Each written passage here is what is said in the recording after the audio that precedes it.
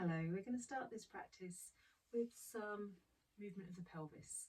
So bringing your hands to the hips, fingers to the hip bones, allow the thumbs to come around the back and take a comfortable stance and begin to circle the pelvis. Having soft knees, shoulders relaxed. And maybe a little bit of engagement of the lower abdomen, which will help to lengthen over the back of the spine, help to hold the spine in position. And then circling in the opposite direction. And notice how this is feeling from one side to the other, how it feels in the lower back.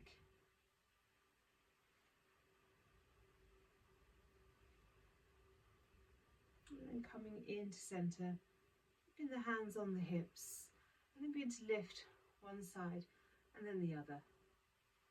Coming up onto the toes of one foot, raising the heel, and then lowering down and switching sides. Just notice the difference between the two sides. Does one feel more compact, the other freer? And then rest somewhere in the centre. And then taking a sway forwards, so bending one knee forwards and taking the hip back, and then the other side, so we're getting a little bit of a twist through the pelvis. Allow the spine to flow with the pelvis, protecting the SI joint. Soft through the knees. And again, bring your attention to the pelvic area. Does it feel easier, freer to bring one side forwards than the other? Beginning to notice any imbalances around the pelvis. And then settling into centre, come to a standing position, feet hip width apart, knees soft. Have the core just very slightly engaged, the lower abdomen region. Try to neutralise the pelvis as much as you can, relaxing the shoulders, lengthening the back of the head, tucking the chin slightly so the back of the neck is long. And then bring the hands to heart centre. And here, start rubbing the hands together. So continue doing this to create some heat between the hands. I'm going to take you through Apana Vayu, Kriya. So continue to generate heat between the palms as I explain this Kriya. So Apana Vayu is the downward flowing air within our body. So there's 5 main airs, and this is one of those 5. So Apana is a releasing air from the belly button downwards. It helps us to let go, to release. And a Kriya is very much an action or a cleansing motion, if you like. So we're trying to release with this action.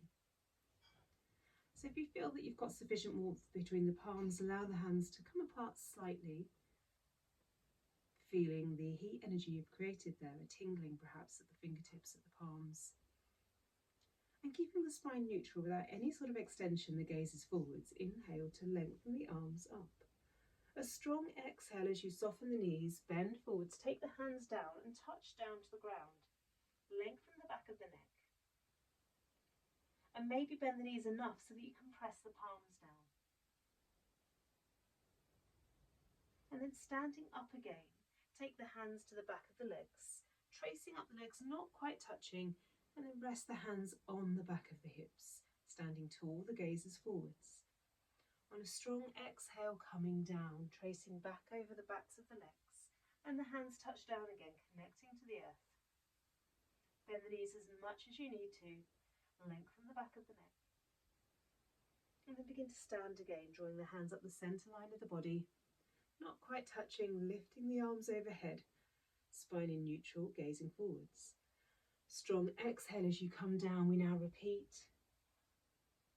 Anchoring down to the earth, connecting downwards. The inhale is the lifting up to standing, not really thinking about the inhale at all, tracing up the backs of the legs. Strong exhale as you come down, tracing back down the legs, along the energetic body, plant the hands. A neutral inhale as you stand and lengthen. Maybe still feeling the energy between your palms. Continue this as many times as you wish. Focusing very much on the downward movement. Apana Vayu. Lower abdomen area, a downward moving energy. Helping us to release. So when you next anchor downwards, releasing any physical tensions.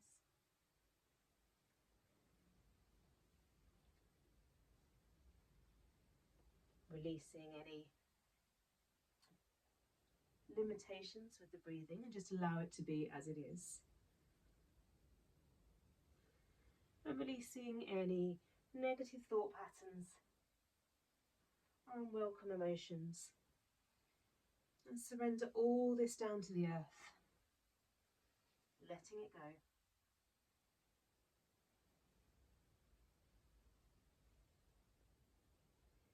Maybe taking one more round, and of course you can do this for longer.